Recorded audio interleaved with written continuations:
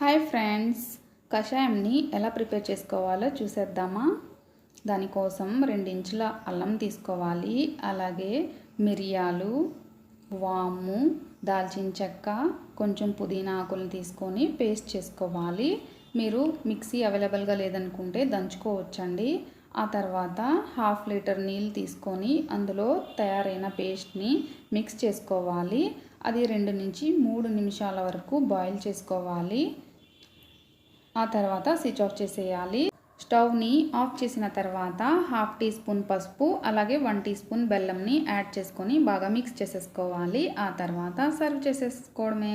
చూసారు కదా, మన ఇమ్యూనిటీ బూస్టింగ్ డ్రింక్ అనేది రెడీ అయిపోయింది.